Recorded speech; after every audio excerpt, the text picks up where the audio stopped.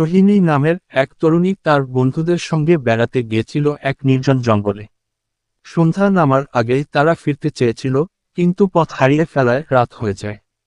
অন্ধকারে চারপাশে শুধু গাছপালা ও ঝোপঝাড়। হঠাৎ দূর থেকে একটি অদ্ভুত ডাক শুনতে পায় সে, সোহিনী। ভয়ে কাঁপতে কাঁপতে সোহিনী দৌড়াতে শুরু করে।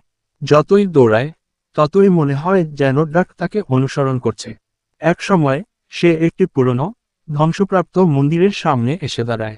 মন্দিরের চারপাশে গুল্মচোপ জড়িয়ে গেছে এবং ভেতরে প্রবেশের সাহস পায় না। কিন্তু আর কোনো উপায় না পেয়ে সে সাবধানে মন্দিরের ভিতরে ঢুকে পড়ে। মন্দিরের ভেতরটা ছিল অন্ধকার। শুধু এক কোণায় একটি ফাটা দরজা দিয়ে একটু আলো ঢুকছিল।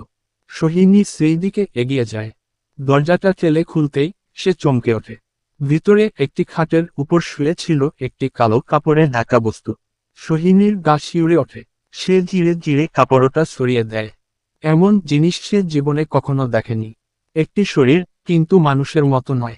লম্বা লম্বা আঙুল, বাঁকা নখ, আর চোখের জায়গায় দুটো কালো গর্ত। সেই মূর্তি হঠাৎ করে একটি ভয়ঙ্কর চিৎকার করে ওঠে। সোহিনী চিৎকার করে মন্দিরের বাইরে দৌড়ে যায়। হাঁপাতে হাঁপাতে সে একটি আলোর ঝলক দেখতে পায়। আলোর দিকে এগিয়ে গেলে একটি বুড়ো মানুষ মশাল হাতে দাঁড়িয়েছিল। কে আপনি? সোহিনী জিজ্ঞাসা করে। আমি এই জঙ্গলের রক্ষক, বুড়োটি শাসালো গলায় বলে। আমি আমি কি করে এখানে এলাম? সোহিনী স্বাভাবিক কণ্ঠ ফিরে পেতে পারে না।